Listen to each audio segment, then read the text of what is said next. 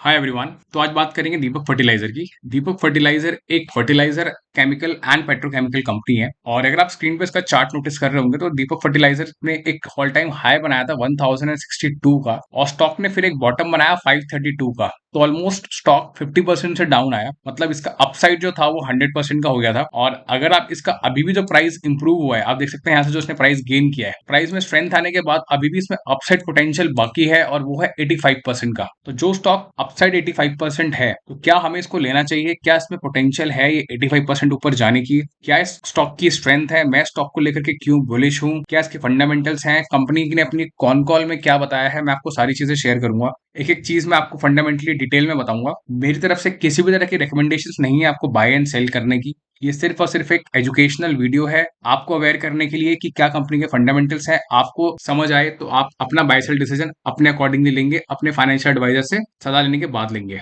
जैसे मैंने आपको बताया, चार्ट के अकॉर्डिंगली भी 85% का इसमें अपसाइड है। ठीक है, ये अपसाइड तो सिर्फ इसके ऑल टाइम हाई के अकॉर्डिंगली है, लेकिन अगर आप इसकी बाकी की जर्नी को देखेंगे तो मैं आपको वो दिखाता हूँ। तो अगर आप नोटिस करेंगे, इसमें ये 2020 है और स्टॉक ने एक बॉटम बनाया था कोविड के अंदर 55 रुपीज का।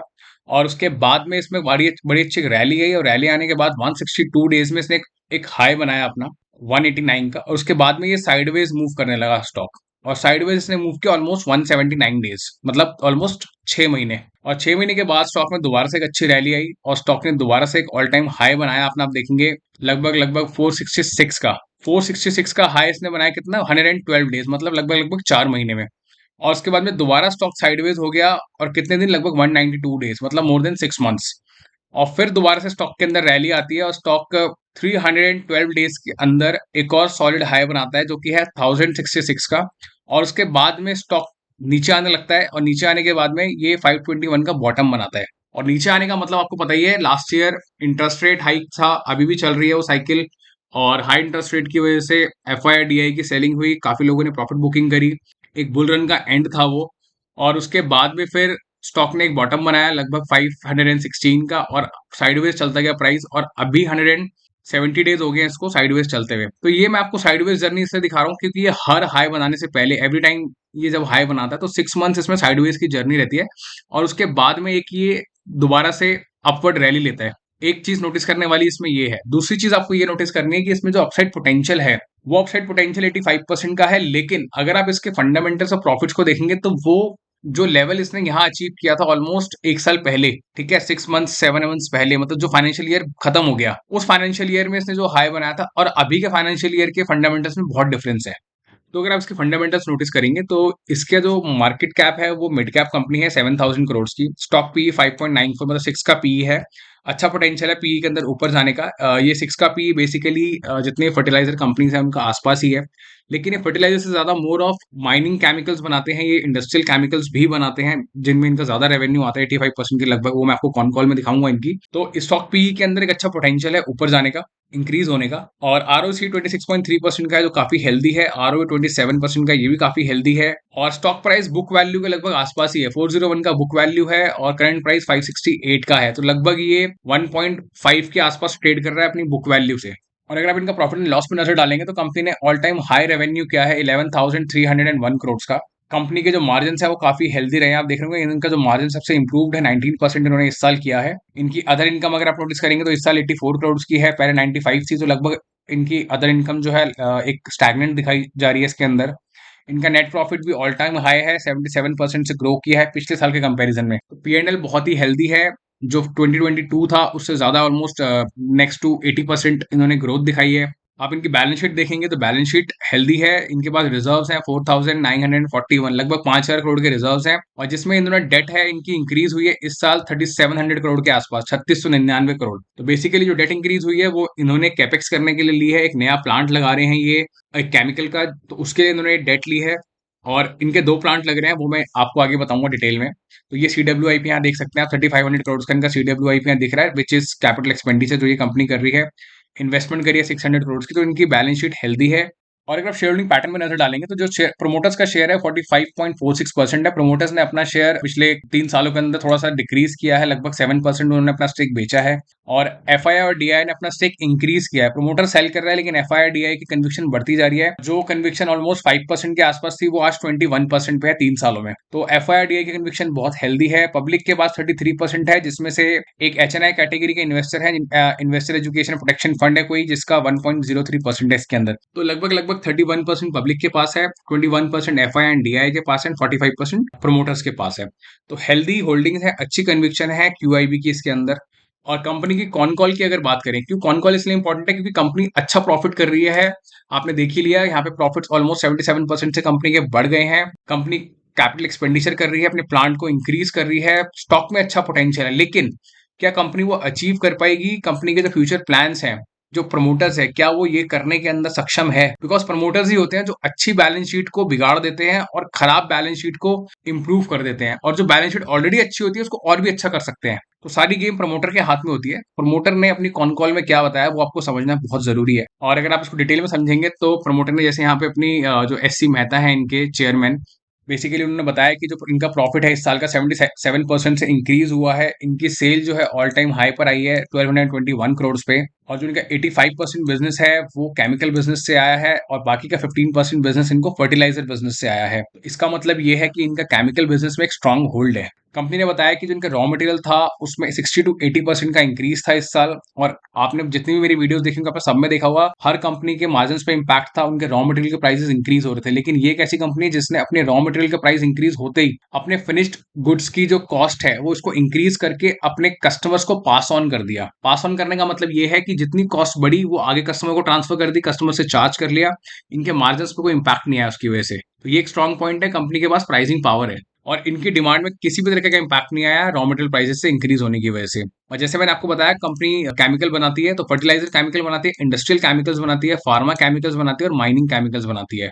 और जो इनका जो मेजर रेवेन्यू आ रहा है Q4 के अंदर वो दो बिजनेस से आ रहा है। एक आता है टैन, जिसको ये माइनिंग केमिकल कहते हैं, टेक्निकल अमाउंट नाइट्रेट बिजनेस, और एक इनका अमोनिया से आता है। ठीक है, ये दो बिजनेस है जिनको इनको जहां से इनको अच्छा एक रेवेन्यू जनरेट होता है। इनके बिजनेस में जो एक इम्पैक्ट है, जो एक रिस्क है जो आपको पता होना चाहिए, वो ये है कि गवर्नमेंट ने अभी रिसेंटली अमोनियम नाइट्रेट के ऊपर एक्सपोर्ट करने में बैन लगा दिया। तो किसी भी चीज के ऊपर जब बैन लगता है एक्सपोर्ट करने में, तो कंपनी को थोड़ा इम्पैक्ट आता है। क्यों? क्योंकि बाहर से उनको अच्छी डिमांड मिलती है, अच्छी प्राइसिंग मिलती है। लेकिन दीपक फर्टिलाइजर का ये कहना है कि उसका इम्पैक्ट तो इनको रहा, लेकिन इंटरनल इनकी डिमांड अच्छी थी तो उससे इन्होंने मैनेज कर लिया। और ऊपर से ये गवर्नमेंट से बात भी कर रहे हैं कि जिसकी गवर्नमेंट जो है उस बैन को हटाए, गवर्नमेंट एक करेक्टिव एक्शन ले जिसकी वजह से ये अपने जो एक्सपोर्ट्स हैं उसको कंटिन्यू कर पाए।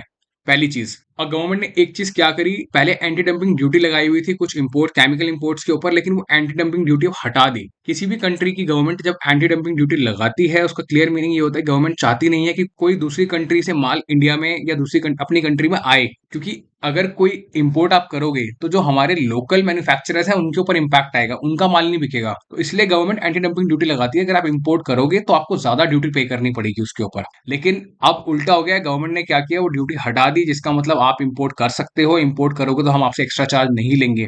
तो इसका मतलब ये होता है कि जो सप्लाई है वो इंक्रीज हो जाएगी। क्यों? क्योंकि हमारे लोकल मैन्युफैक्चरर्स तो सप्लाई कर ही रहे हैं, साथ साथ बाहर से भी इंपोर्ट इंक्रीज हो जाएगा। और जब बाहर से इंपोर्ट इंक्रीज होगा तो सप्लाई बढ़ जाएगी, तो ऑटोमेटिकली प्राइस नीचे आ जाएगा। क्योंकि किसी भी चीज की जब सप्लाई बढ़ती है और डिमांड स्टैग्नेंट रहती है तो प्राइस नीचे आता है। तो वही एक इम्पैक्ट है इनको। और इन्होंने अभी इस बारे में गवर्नमेंट से, जैसे ऊपर इन्होंने मेंशन किया, ये गवर्नमेंट से बात कर रहे हैं करेक्टिव एक्शन के लिए। क्योंकि बाहर की कंट्रीज का सामान इंडिया में क्यों लाना है जब इंडिया में ही अच्छी मैन्युफैक्चरिंग हो रही है, तो जब डिमांड पूरी हो रही है। लेकिन गवर्नमेंट का एक टारगेट है, गवर्नमेंट को जो कोल की जो एक प्रोडक्शन है गवर्नमेंट को उसको इंक्रीज करना है। ठीक है, यहाँ पे उन्होंने मेंशन किया हुआ है बेसिकली गवर्नमेंट के अपने टारगेट्स हैं कोल माइनिंग को लेकर के, तो गवर्नमेंट उसको इंक्रीज करना चाह रही है। इसलिए गवर्नमेंट ने एंटी डंपिंग ड्यूटी हटाई और बाहर से कुछ केमिकल्स इंपोर्ट करने शुरू करे, majorly tan, technical ammonium nitrate. और गवर्नमेंट ने उस पर बैन भी कर दिया, जिसका मतलब जो डिमांड है इंडिया के अंदर वो इंक्रीज हो रही है, साथ साथ में जो सप्लाई है वो भी इंक्रीज हो जाए। ठीक है, तो गवर्नमेंट से इनकी बात चल रही है उसके ऊपर। और तीसरा इम्पैक्ट ये है Russia Ukraine war. Russia Ukraine war की वजह से भी थोड़ा इम्पैक्ट आया था, लेकिन वो धीरे धीरे करके अब स्टेबल हो रहा है, तो उसका इम्पैक्ट अब इतना रहा नहीं मार्केट में। आप ग्लोबली भी देख रहे होंगे जितने भी रॉ मटेरियल के प्राइस इंक्रीज हुए थे वो धीरे धीरे करके सेटल हो रहे हैं, अपने नॉर्मल लेवल पे आ रहे हैं।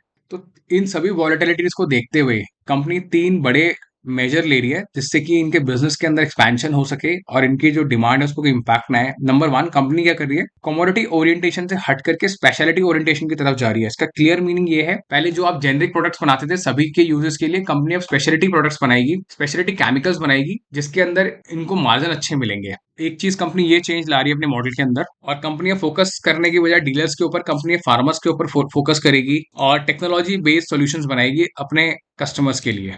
और बहुत एक इंपॉर्टेंट चीज ये है, कंपनी का जो मेजर जो रॉ मटेरियल है वो अमोनिया है, ठीक है, वहां से इनको अच्छा रेवेन्यू आता है और अमोनिया के प्राइसेस काफी ज्यादा इंक्रीज हुए हैं इंटरनेशनल मार्केट के अंदर। तो कंपनी क्या करिए, बैकवर्ड इंटीग्रेशन करके अपना खुद का प्लांट लगा रही है और अमोनिया खुद अपना मैन्युफैक्चर करेगी, अपना रॉ मटेरियल खुद बनाएगी और अपना ही रॉ मटेरियल होगा, अपनी ही मैन्युफैक्चरिंग हुई, तो ऑफकोर्स इनको इंटरनेशनल मार्केट से इतना इंपैक्ट नहीं होगा रॉ मटेरियल प्राइसेस की वजह से, ठीक है, डिमांड एंड सप्लाई की इश्यूज इनके साथ नहीं रहेंगे। तो कंपनी एक रिस्क मिटिगेट कर रही है वहां पर। दूसरी चीज, कंपनी अपने रॉ मटेरियल के प्राइसेस को हेज करेगी। हेज करने का मतलब ये होगा, जैसे आपने मेरी पिछली वीडियो भी देखी होगी, आई थिंक ग्रेविटा के अंदर बताया था मैंने आपको, तो रॉ मटेरियल हेज करने का मतलब ये होता है कि इंटरनेशनल मार्केट के अंदर आप फ्यूचर्स एंड ऑप्शंस खरीदते हो, जिससे कि अगर कल को प्राइस इंक्रीज हो जाए तो भी आपको नुकसान ना हो और प्राइस डिक्रीज हो जाए तो भी आपको नुकसान ना हो, आपके मार्जिन जो है स्टेबल रहे, तो उसको हेजिंग कहते हैं।